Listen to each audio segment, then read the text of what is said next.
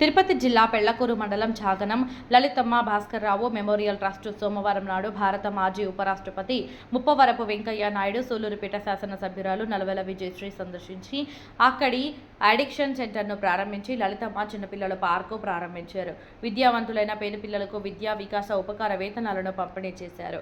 అనంతరం వెంకయ్య నాయుడు మాట్లాడుతూ రాష్ట్రంలో ప్రస్తుతం నడుస్తున్న ఉచిత పథకాలపై అసంతృప్తి వ్యక్తం చేశారు. ప్రస్తుతం నడుస్తున్న ప్రభుత్వాలు ఒకరి మీద ఒకరు పోటీతత్వంతో, గత ప్రభుత్వం ఈ ప్రభుత్వం ఒకరిపై ఒకరు పోటీతత్వంతో ఉచిత పథకాలతో ప్రజలను సోమలను చేస్తున్నాయని, ఇది రాష్ట్రానికి ఏమాత్రం శ్రేయస్కరం కాదన్నారు. ప్రతి మనిషి తన జీవితంలో సేవ దృక్పథం ఏర్పరచుకుని తన సంపాదనలో ఎంతో కొంత సహాయం చేయాలి అన్నారు. ఈ ఉచితాలు ఇచ్చేదానికన్నా విద్య, వైద్యం ఉచితంగా అందిస్తే ప్రజలకు దోహదపడుతుందని ఆయన తెలియపరిచారు.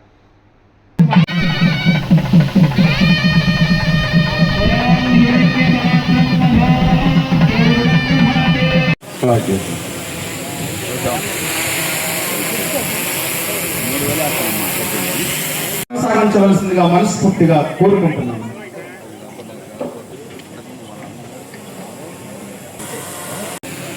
మొదటిగా కార్యక్రమం ముందు నిలబడుకుంటే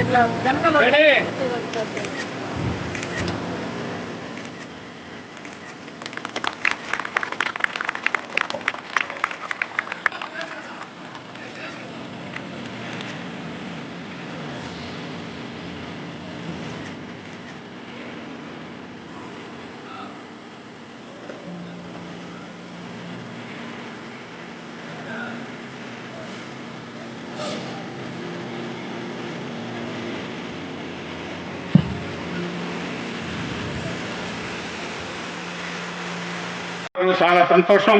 నాయుడు గారు వచ్చిన సందర్భంలో ఇంకా వారి స్ఫూర్తిని తీసుకొని ఇది ప్రతి పైసా వెనుక 4000 మంది కష్టం ఉంది. నా కంపెనీలో పనిచేసే ప్రతి ఒక్కరి కష్టం ఉంది. నా ఒక్కడిది కాదు, ఒక్కటి సాధించలేనిది. కాబట్టి ప్రతి ఒక్కరికి మా ఎంప్లాయీస్కి కూడా నేను కృతజ్ఞతలు తెలుపుతున్నా. అలాగే మా వెల్ విషర్స్ వచ్చారు, వారికి కూడా శ్యాంబన్సల్ గారు, చంద్రశేఖర్. మా సేవా కార్యక్రమాలు ఏవైతే ఉన్నాయో ఇవన్నీ చదవాలంటే సార్ కూడా చూశారు.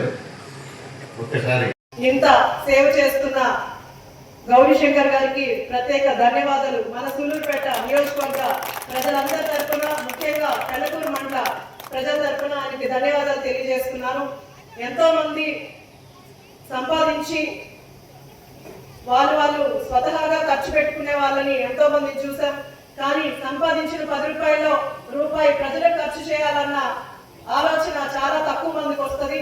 అందులో మన పెళ్లకూరు మండలం వాసులైన గౌరీశంకర్ గారికి ఈ ఆలోచన వచ్చి మన సూలూరుపేటలో ఆయన పుట్టిన నేల పెళ్లకూరు మండలంలో ఈ రూరల్ ఏరియాస్ ఎంచుకొని ఇంత సేవ చేస్తున్న ఆయనకి ప్రత్యేక ధన్యవాదాలు తెలియజేస్తున్నాను.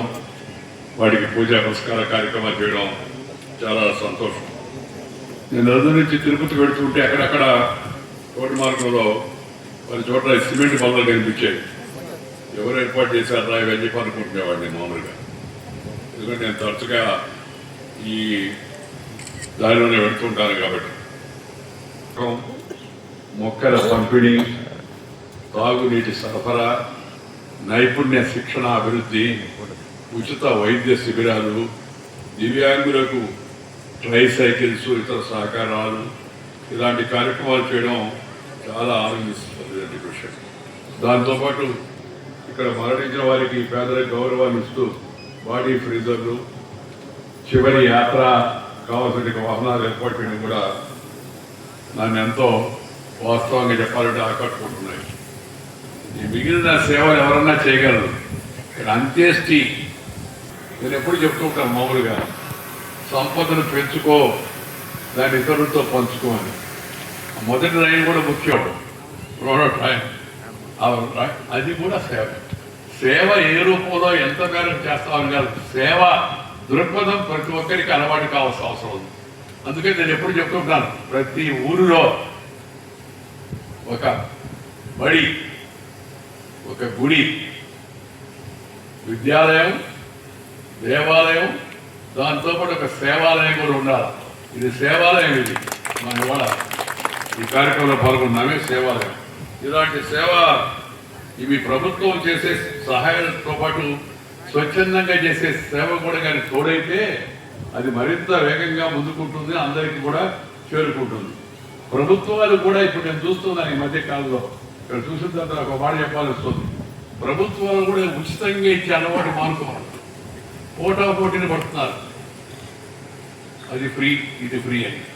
నేను ఎప్పుడు చెప్తుంటాను, ఇంగ్లీష్లో ఒక సామెత ఉంది, చేపను పట్టేది నేర్పించు, చేపను ఫ్రీగా ఇవ్వద్దు.